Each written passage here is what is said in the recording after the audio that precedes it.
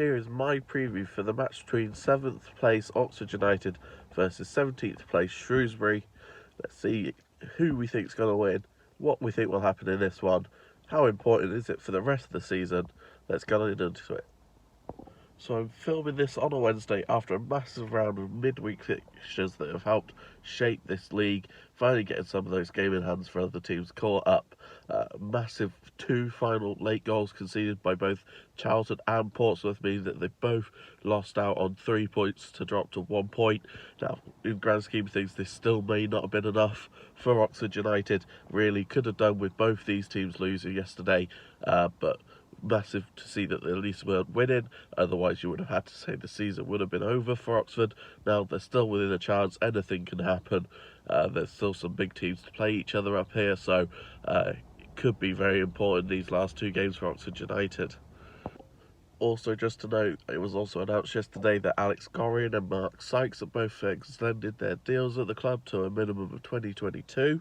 That's great to see. 2 great players in the centre of midfield. Obviously, Mark Sykes plays outside a bit, but I would see both of those being centre and midfielders going forwards. And great to see them stay at the club for at least another year, because these are going to be very important key players if either we do get promoted or even in this league next year. So it'll be nice to see them stay, and hopefully they will kick on next year.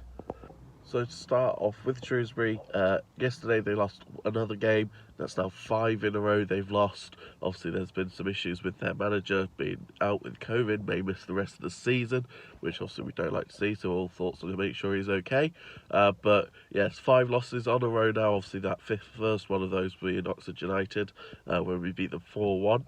And then obviously, just haven't been able to get any results at all. Quite lucky they were safe where they were. I think they're alright. They're not going to get caught at the moment, but it's going to be very close by the end of the season. I think they'll just be outside the relegation zone at the moment. They could probably do with 1 point just to keep them fully safe, but I think they are there or thereabouts now. So hopefully they'll be thinking they're probably already safe by this point, because this is a massive 3 points needed for Oxford United in this game. Obviously coming back off a great win at the weekend, where we beat who did we beat? Sorry, my mind went right. After we beat Plymouth Argyle, but obviously with the weekend before, losing to Wimbledon wasn't great.